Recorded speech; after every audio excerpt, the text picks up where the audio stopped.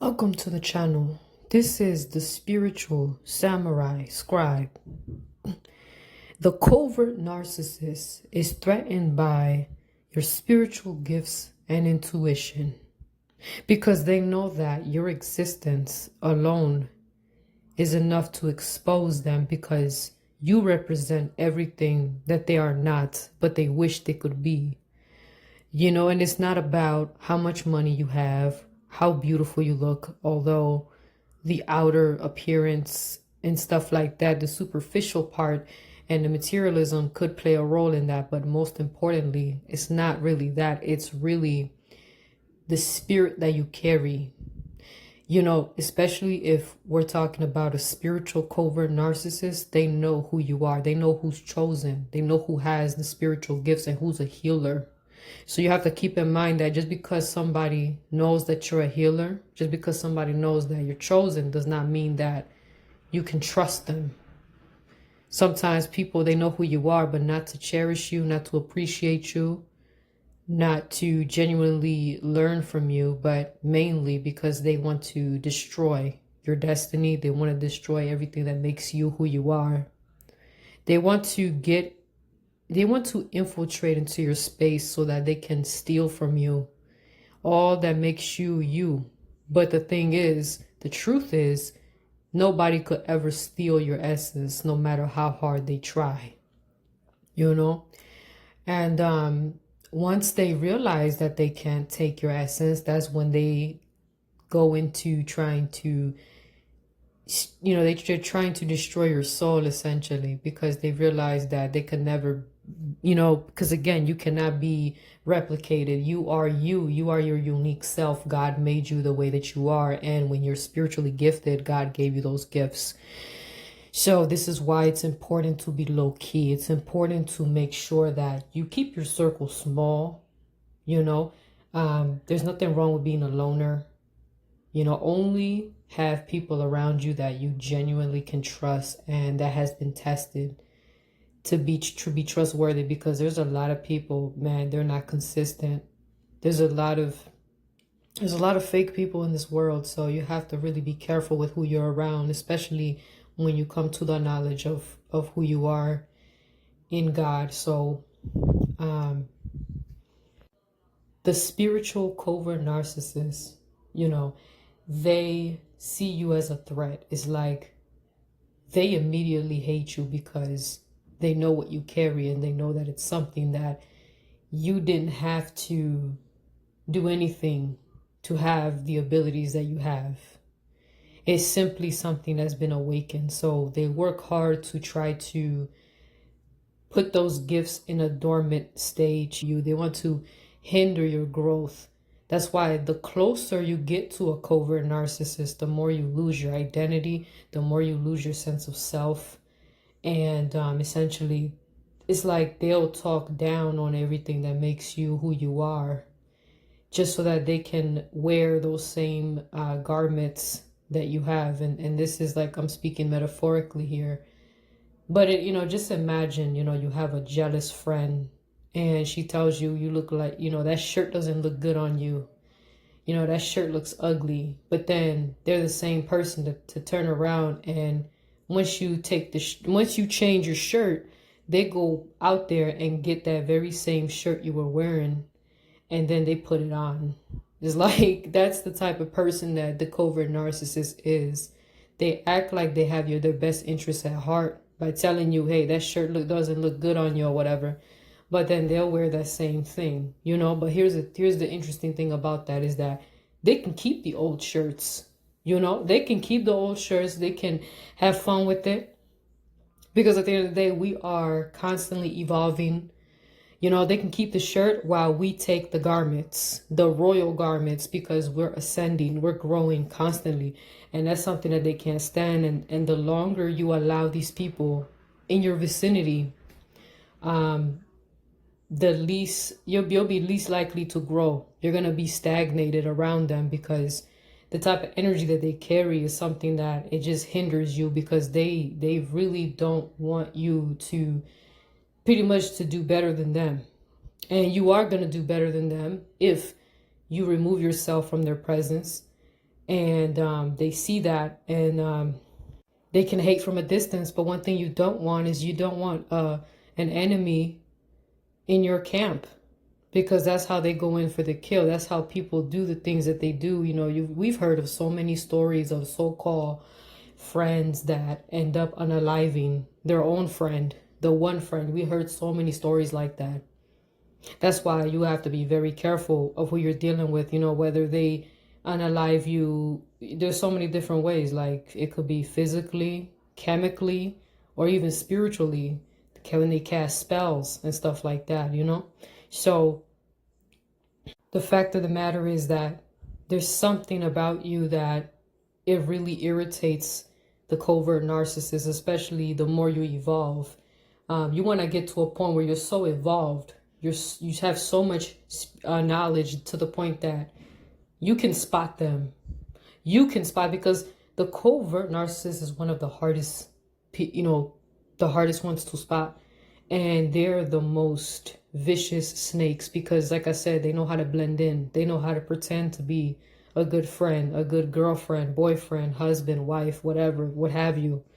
They are the masters of manipulation, and they know how to, it's like they're like chameleons, you know, they know how to really take in all of the good qualities, even the spirituality too. They'll take in the spirituality, whatever religion that they believe in, and really act like they live by that. But they are very insincere, and they really don't like anybody. You can tell. You could tell by that. And they damn sure don't like the chosen ones, because the chosen ones have the ability to see right through them. When you have those eyes that can pierce through any mask, they know that, especially if you're dealing with a spiritual covert narcissist. They know who's chosen. They know what abilities they have. That's why they work hard to try to infiltrate into your life, to see if they can take from you, and then to see if they can ultimately destroy you, because they're going to find out that they can't take everything that makes you you. So this is why it's important for you to be able to detect these people, you know. And in my last video, I went over what to look for when you see one. But man, I'm telling you, you're probably wondering, why would anybody go to such great lengths to destroy someone that did nothing to them? Sometimes it's not what you did to them. It's the fact, it's what you can do with your potential, and your potential being so high that it incites high levels of jealousy. And we all know that the covert narcissist is full of that. They're full of envy and hatred for the next person. And they will go to great lengths to destroy a person that is destined for greatness. And that's why you have to really protect yourself. And also, they, you know, even if you're just somebody that has high energy, high vibration, and you're very close to God, yes, they will try to, they will just destroy your life, because they don't like to see people happy. You know, they're very miserable creatures, I tell you. You know, they know how to pretend like they're so likable, but in reality, I mean, they are very miserable. So when they see somebody that is radiant and somebody who is spiritually gifted, you know, all they want to do is destroy that person. And they will pretend to be your friend for years and years. And then the entire time, this person could be casting spells against you. They could be casting death spells for all you know. Yeah. So-called fake friends. So you got to really be careful with the people that you have in your circle, because, you know, it's real. This is a real thing, and you have to really take heed to this and gain as much knowledge as possible. And here's the thing too. The more you evolve in this spiritual walk, you're going to notice it. You know, you're going to really see it. Like, I had a dream recently. I had a spear, and I was piercing that spear into a Jezebel demon, and it couldn't walk anymore. You know, it was like it was unable to walk. It just kind of froze. And it was, but when I pierced the spear, I was constantly piercing the Jezebel spirit with a spear, and the torso was just like bending, you know. So basically what I get out of that is and I had that dream once I started talking about the spiritual covert narcissist. I don't think that's a coincidence. That's a sign that, you know, these entities are being exposed right now because, you know, again, they're one of the hardest ones to detect next to the vulnerable narcissist, which I think they're pretty similar. The vulnerable and the covert narcissist, they're pretty much the similar concept. And you can't tell that that's what they are because they don't come off as overtly arrogant or grandiose. They come off as somebody that needs help. They come off as, oh, woe is me, damsel in distress. Oh, please help me. Oh, I need somebody to love me. Oh, blah, blah, blah. You know, all that stuff, right? They play that role, and then that's how they get you. And who's gonna fall prey to that? People that are empathetic, right? And they're not aware, because a natural human being, when they see someone that's in need of help, of course they're gonna go help, you know. But yeah, that's what makes these creatures so disgusting, because they know how to play that role, knowing that the only people that you're really going to attract are the decent human beings, but they don't care. They'll do anything to make sure that they can secure any type of supply, especially if they know they're chosen, if they know, you know. So you got to watch out for those empathy traps. Watch out for that, you know, because they will try to see, they're going to test your empathy, and then they're going to see if they can infiltrate. Because that's another thing you have to really be aware of. This is why some people think you're so cynical, you're so bitter, you're so negative. No, this is not about that. This is a matter of life or death. I'm for real, because discernment is key here. You know, you help whoever you need to help. This is why I advise that if you are on the mission to help, you could either help from a distance by creating content, or you can, if you do help someone offline, you have to you got to pray to God for discernment, and pray to God to let you know, to put it in your spirit, you know, whenever you encounter somebody that needs help, you want to make sure that that help is not going to end up hurting you in the end. Make sure that the people that you're helping isn't only trying to get back on their feet just so they can destroy you when it's all said and done, because there's people that do not operate off of the same mindset that we do, the same heart posture. No, like there's a lot of people like that.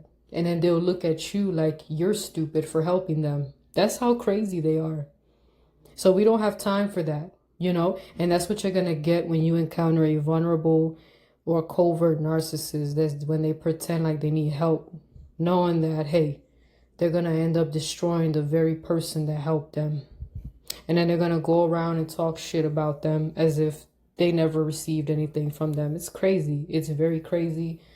And this is why you have to make sure, if when in doubt, don't even bother, honestly, because if you encounter somebody and they need help or whatever the case is, you got to understand, you got to really pay attention to the whole situation overall.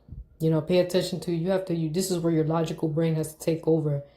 I understand that people have empathy, you have compassion, and you still have that, but you have to guard it with your life. You have to practice selective empathy, meaning that, because there's a lot of manipulative people that will take advantage of that, and it can be very dangerous in the end. So when you have to make sure that if you ever have somebody coming to you wanting some help or whatever the case is, test the spirit, you know, think to yourself, you got to really pay attention to every factor that you see here. What is off? What is the red flags that this person is presenting? Is there a consistency of pattern of them asking for help and they never seem to go nowhere in life? Meaning, are they always using people to do things for them? Is this person trying to use you as a utility? You know, there's so many questions you have to ask. And that's all I had to say. That was a short video. I thank you so much for listening. Take care.